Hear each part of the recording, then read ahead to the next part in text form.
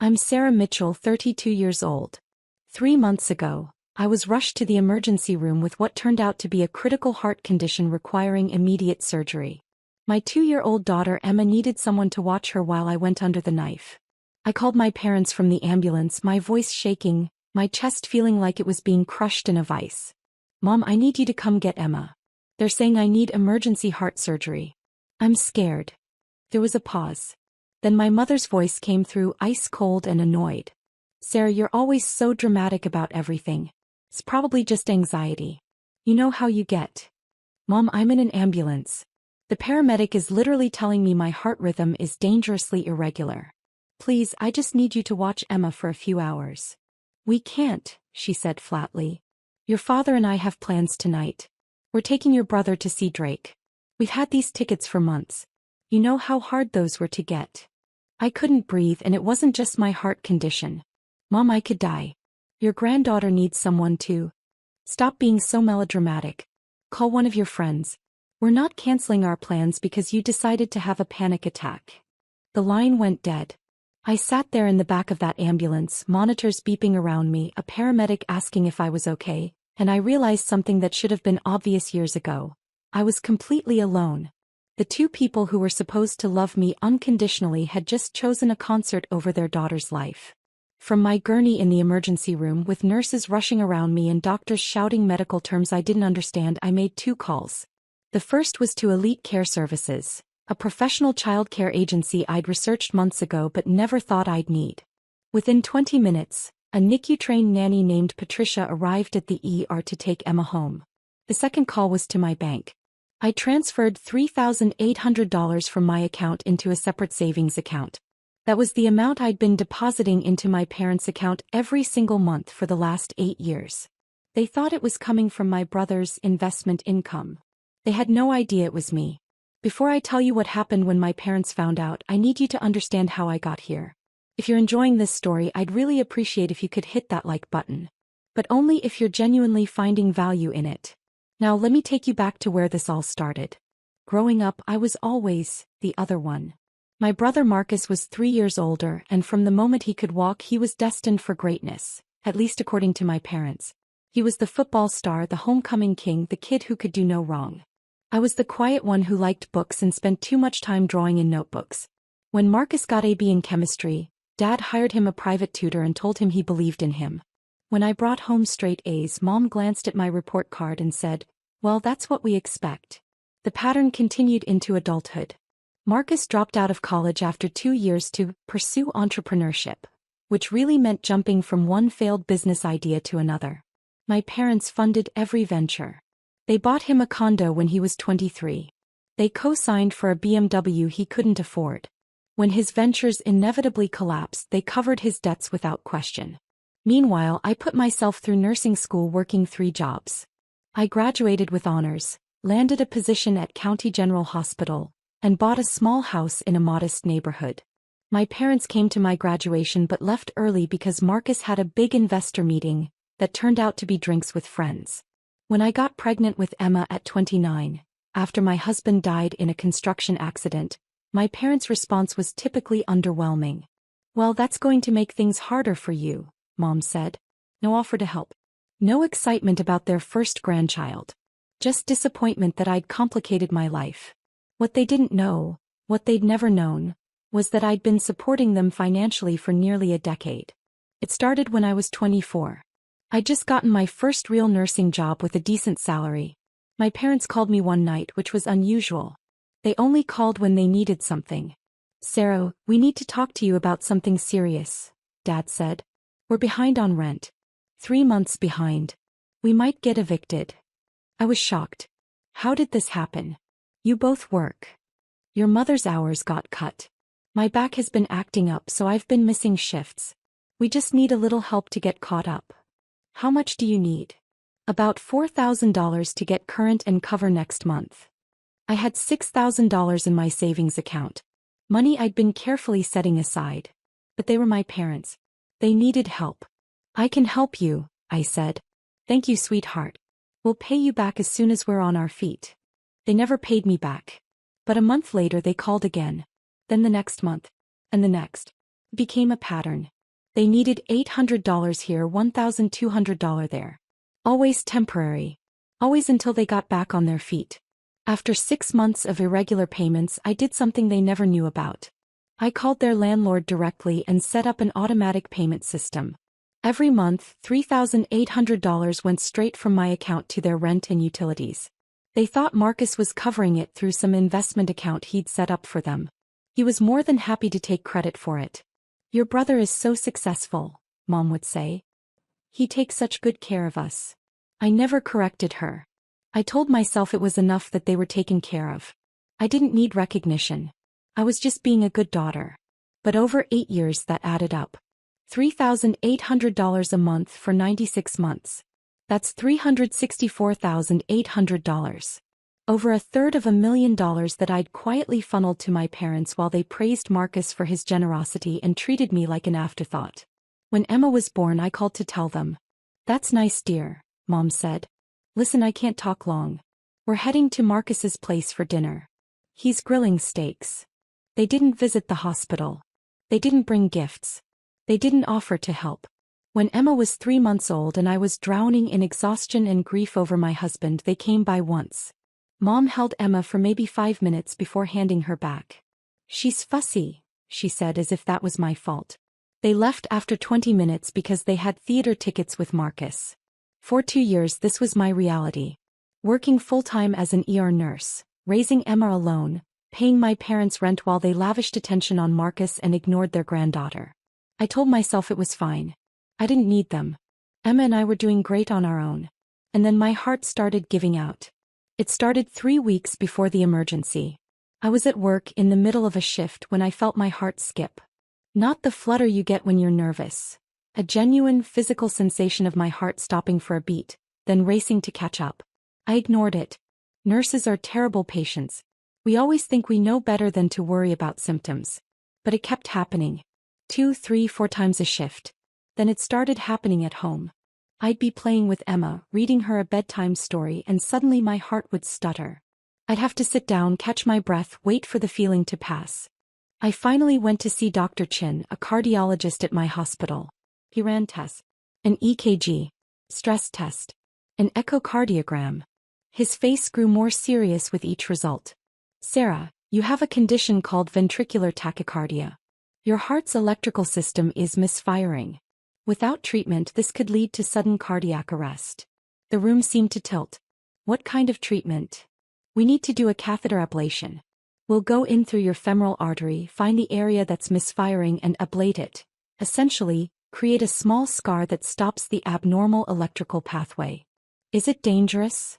"All heart procedures carry risk. But without it, you're at serious risk of sudden death. We need to schedule this soon." I scheduled it for 3 weeks out. I needed time to arrange childcare, to prepare. I didn't tell my parents because I didn't want to hear my mother tell me I was overreacting. I planned to ask my friend Jennifer from work to watch Emma during the procedure. But then 2 days before my scheduled surgery, everything accelerated. I was giving Emma dinner, mac and cheese, her favorite, when my heart didn't just skip. It seized.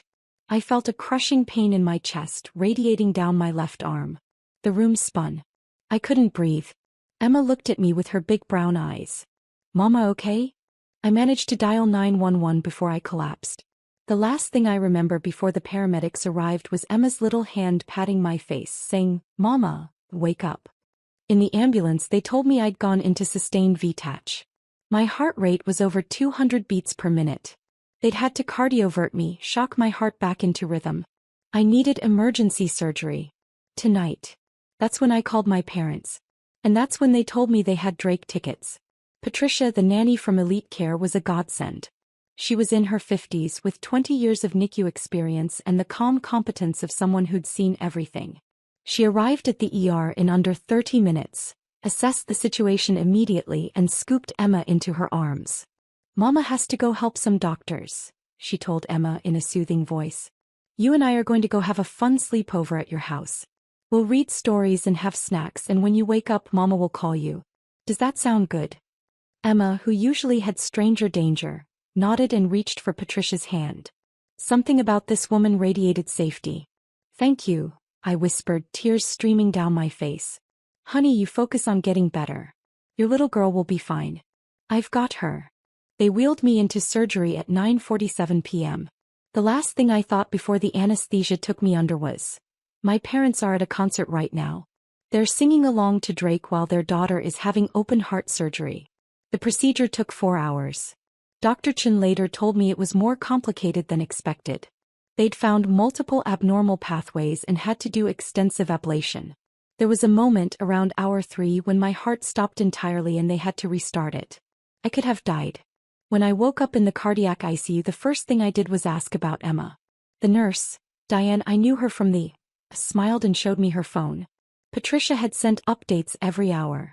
Pictures of Emma sleeping peacefully, thumbs up emojis, reassuring messages. You've got a good team taking care of your little girl, Diane said. Yeah, I said softly. I do. My parents weren't there.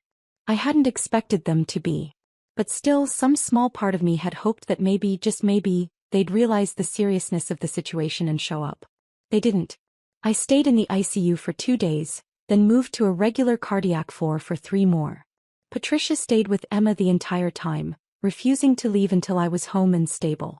I tried to pay her double her rate. She refused. Some things matter more than money, she said. That little girl needed someone who could be fully present. I'm glad I could be that person. During those 5 days in the hospital, my phone remained silent. No calls from my parents. No texts asking how the dramatic panic attack had turned out. Nothing. But on day 3 something interesting happened. My father called. Not to check on me, to complain. Sarah, there's something wrong with the rent payment. The landlord called and said it didn't go through this month. Can you check with Marcus? He handles all that, but I can't reach him. I was still hooked up to a heart monitor, still recovering from surgery that had saved my life, and my father was calling to complain about rent. I don't know anything about that, Dad, I said, my voice flat. You'll have to work it out yourself. Well, can you at least call Marcus for us? You know how he is about answering his phone. No, Dad. I can't. I'm in the hospital. Oh, still? I thought that was just a one-day thing. What are you in the hospital for? The question hit me like a physical blow. He didn't even know. He'd forgotten, or more likely had never registered, that I'd told Mom I needed emergency heart surgery. I had open heart surgery, Dad. To fix the heart condition that almost killed me. The one I told Mom about before you went to your concert. There was a long pause. Oh, right. Well, you sound fine now. So about the rent. I hung up on him. For the first time in my life, I hung up on my father. And in that moment, I made a decision. I was done. I went home on day 6. Patricia helped me get settled, made sure Emma and I had everything we needed, and only left when I literally pushed her out the door with a check for a week's worth of care. You call me if you need anything, she said. And I mean anything. I gave you my personal cell number for a reason. Emma was overjoyed to have me home, but she was also remarkably well-adjusted considering the circumstances. Patricia had been that good. We spent the first day just cuddling on the couch watching Disney movies, eating ice cream for lunch. My parents still hadn't called. On day 7 I was sitting at my kitchen table with my laptop, reviewing my finances. My cardiologist had recommended I take at least 6 weeks off work to recover fully. Between short-term disability and my savings I'd be okay, but only if I stopped the monthly $3,800 drain. I pulled up the automatic payment to my parents' landlord. My finger hovered over the cancel button for a long moment. 8 years of payments. Nearly $365,000. All done quietly without recognition, out of some misguided sense of filial duty. And when I'd needed them most, they'd chosen Drake. I clicked cancel. Then I drafted an email to my parents. Mom and Dad. As of today, I'm discontinuing the monthly rent and utility payments I've been making on your behalf for the past 8 years. The automatic transfer of $3,800 per month is now canceled. You may be confused by this message as you believed Marcus was covering these expenses. He wasn't. It was always me. For 96 consecutive months, I've paid your rent while working full-time, putting myself through nursing school and later raising my daughter alone after my husband died. During my recent emergency heart surgery that was necessary to save my life, I called you for help with Emma. You refused because you had concert tickets. You didn't call to check on me afterward. You didn't ask if the surgery went well. You didn't ask about your granddaughter. The only call I received was Dad asking me to chase down Marcus about a rent payment that didn't go through. That payment didn't go through because I was in the ICU, recovering from a procedure where my heart stopped and had to be restarted. I've paid $364,800 to support you over the years. I did it quietly because I loved you and wanted to help. But I'm done being invisible while Marcus gets all the credit and all the attention. Going forward, you're on your own. I wish you the best. I read it 3 times. Then I hit send. For the first time in 8 years I felt light. They got the email at 4:37 p.m. on a Tuesday. I know because that's when the calls started. The first call came from my mother at 4:41 p.m. I let it go to voicemail. Sarah, what is this email? What are you talking about? Call me immediately. Second call, 4:43 p.m. Voicemail again. Sarah, this is ridiculous. If you have something to say, you say it to my face, not in some passive-aggressive email. Call me back. Third call, 4:47 p.m. Sarah Mitchell, you pick up this phone right now. We need to talk about this. This accusation you're making. By 6 p.m. I had 17 missed calls. I turned my phone on Do Not Disturb and focused on making Emma dinner. The next morning I woke up to 43 missed calls and 29 text messages. I scrolled through them while drinking my coffee, Emma playing with her blocks on the living room floor. The messages followed a predictable pattern. First, denial. You're obviously confused about something. Marcus handles our finances, not you. Then anger. How dare you make up lies about supporting us? We've never taken a dime from you. Then bargaining. Even if you did help out occasionally, family helps family. That's what you're supposed to do. Then guilt tripping. After everything we've done for you, this is how you repay us? By abandoning us. And finally, panic. Sarah, please. The landlord is demanding the rent. We can't afford this on our own. Please just give us time to figure this out. I didn't respond to any of them. On day 3 post-email, my brother finally called. Marcus had been copied on the email but apparently needed 2 days to process it. This time I answered. Sarah, what the hell is going on? Mom is freaking out. Hi Marcus. How was the Drake concert? What? The concert was fine. Listen, Mom says you're claiming you've been paying their rent for 8 years. That's insane. I set up that investment account for them. No, you didn't. You told them you did. But the actual payments came from my checking account. I have 8 years of bank statements to prove it. There was a long silence. Why would you do that? Because they needed help and I'm their daughter. The better question is, why did you let them believe it was you? Because, it made them happy. They were proud of me. And that was worth more to you than the truth? Sarah, you don't understand. I've had a lot of failed ventures. A lot of disappointments. They needed to believe I was successful at something. It wasn't hurting anyone. It was hurting me, Marcus. It hurt every time they praised you for your generosity while ignoring everything I did. It hurt when I needed help with Emma and they were too busy celebrating your latest scheme. And it really hurt when I was having emergency heart surgery and they couldn't be bothered because they had concert tickets with you. I didn't know about the surgery. Because none of you ever asked how I was. When's the last time you called me just to talk? When's the last time any of you asked about Emma? You don't know anything about my life because you've never cared to know. That's not fair. Fair? You want to talk about fair?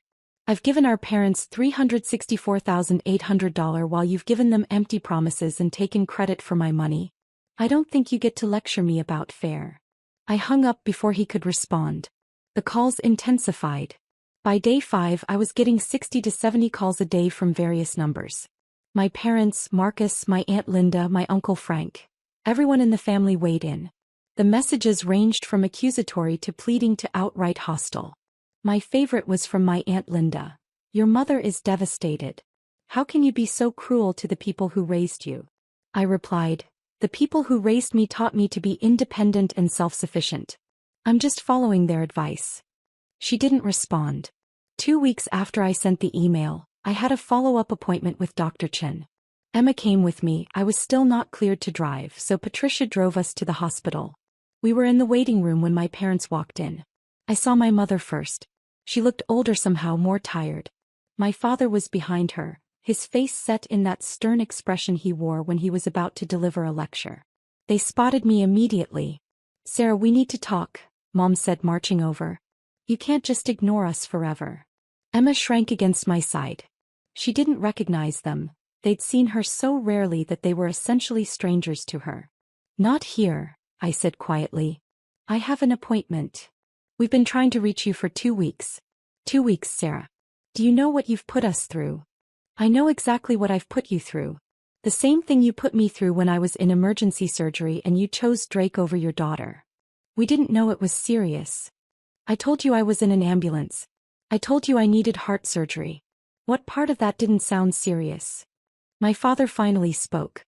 You've always exaggerated things, Sarah. Every little ache and pain is a crisis with you. We thought you were being dramatic. I almost died, I said, my voice shaking. My heart stopped during surgery. They had to restart it. I could have left Emma orphaned. And you didn't even call to check on me afterward. We were going to, Mom said weakly. We got busy. Too busy for 2 weeks. You found time to call me 70 times yesterday about rent money, but you couldn't find time to ask if your daughter survived surgery. A nurse appeared in the doorway. Sarah Mitchell? Dr. Chin is ready for you. I stood, taking Emma's hand. I have to go. We're not finished talking about this, Dad said. Yes, we are. We're finished talking about everything. I started to walk away, but Mom grabbed my arm. Sarah, please. We're going to lose our apartment. We can't afford it without your help. Just give us a few more months to figure things out. You had 8 years to figure things out. I'm done subsidizing your life while you treat me like I don't exist. But where will we go? What will we do? I don't know, Mom. Maybe Marcus can help. He's the successful one, right? The one who takes such good care of you. I pulled my arm free and followed the nurse down the hallway. Behind me, I could hear my mother's voice rising, calling my name. I didn't look back. Dr. Chen's examination room was quiet and calm. He checked my incisions, reviewed my test results, and smiled. You're healing beautifully. Your heart rhythm is perfect. Whatever you're doing, keep doing it. I cut toxic people out of my life, I said. Turns out that's good for cardiac health. He laughed. Best medicine there is. When we finished, Patricia was waiting in the hall with Emma. But there was someone else with them. Dr. Morrison, the ER physician who'd been on duty the night I came in. Sarah, he said warmly. Good to see you up and walking. How are you feeling? Much better, thank you. You saved my life that night. We all did our jobs. But listen, I wanted to talk to you about something. I was just in the waiting room and I couldn't help but overhear your conversation with those people. Are they your parents? My stomach dropped. Yes. I'm sorry if they caused a scene. No, nothing like that. But. He hesitated. Sarah, I need to tell you something. The night you came in when you were in VTACH, I asked who your emergency contact was. You said your parents. I called them while you were in surgery. The world tilted. You, what? I called the number you gave me. Your mother answered. I identified myself as an ER physician at County General and told her you were in critical condition, undergoing emergency cardiac surgery, and that she should come to the hospital immediately. What did she say? Dr. Morrison's expression was grim. She asked if you were going to die in the next 2 hours. I said I didn't know, but that your condition was serious and unstable. She said, and I quote, well, if she's still alive in 2 hours, I'll think about coming by tomorrow. We have plans tonight. Then she hung up. The room spun. I sat down hard on a bench in the hallway. I documented the call in your chart, Dr. Morrison continued. I've been a physician for 23 years and I have never, not once, had a family member respond that way to a life-threatening emergency. I wanted you to know because I heard them in the waiting room saying they didn't know it was serious. They knew, Sarah. They absolutely knew, and they chose not to come. Patricia's hand was on my shoulder, steadying me. Emma was in her arms, playing with her necklace, oblivious. Why are you telling me this? I whispered. Because you looked like you might be wavering. Like maybe you were second-guessing your decision to cut them off. And I wanted you to know that your decision was the right one. Parents who respond that way to their child's medical emergency. He shook his head. You deserve better. That little girl deserves better. Thank you, I managed. Thank you for telling me. He nodded and walked away.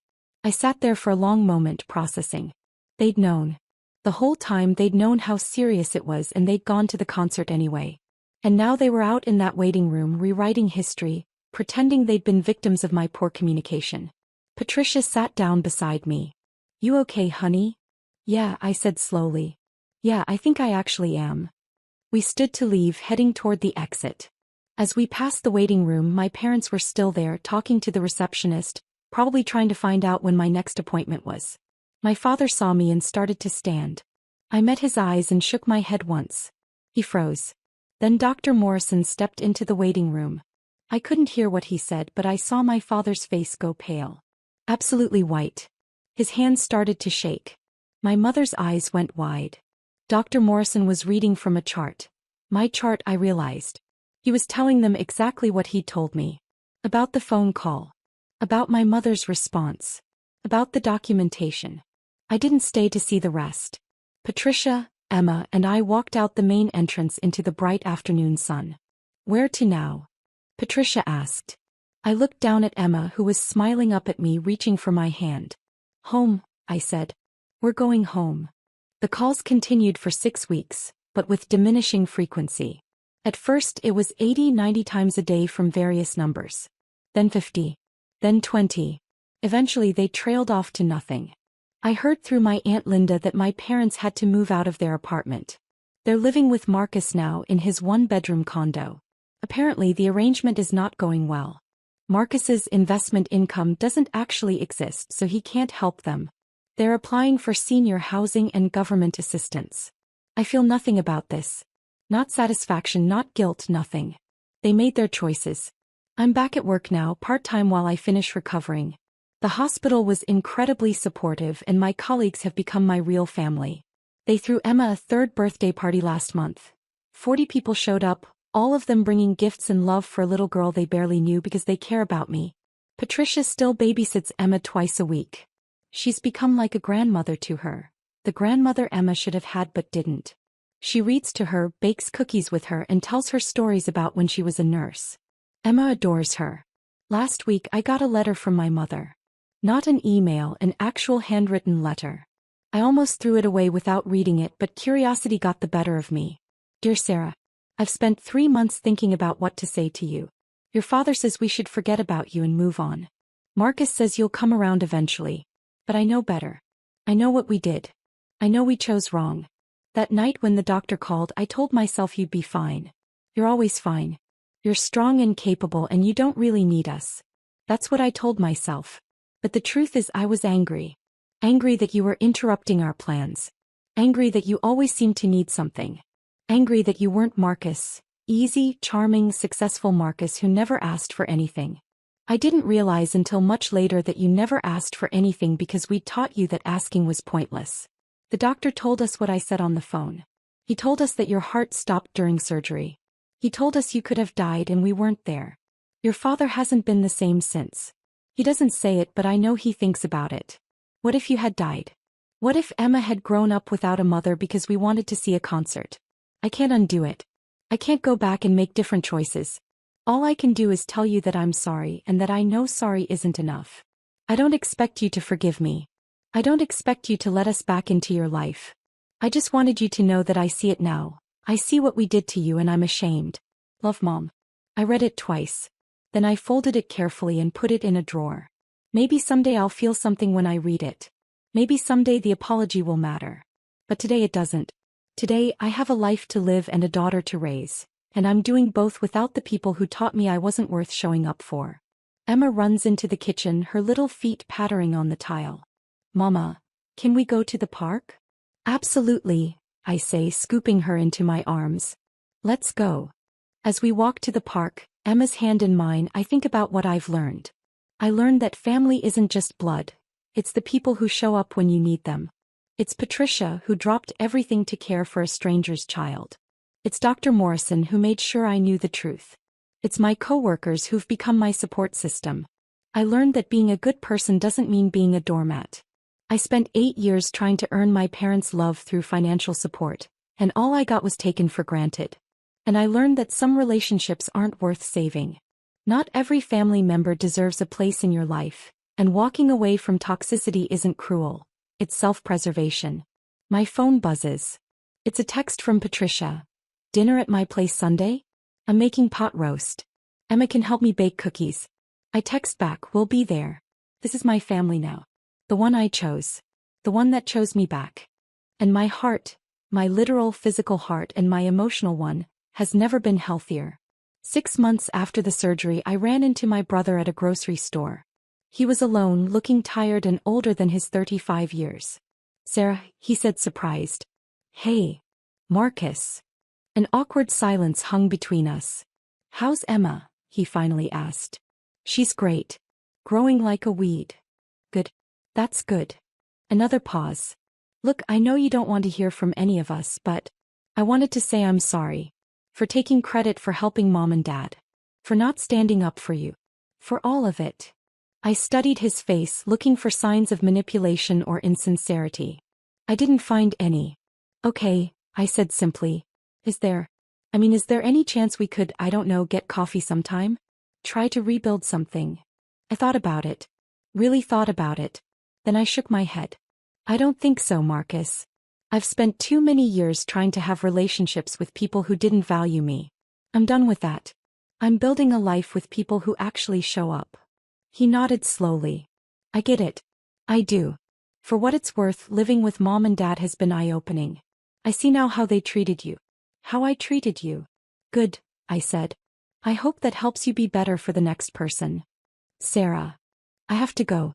Emma's waiting in the car with a friend. I walked past him without looking back.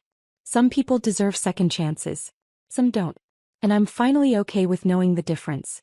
As I drove home that day, Emma singing along to the radio in her car seat, I realized something profound. I wasn't angry anymore. I wasn't hurt. I was just free. Free from the obligation to people who never obligated themselves to me.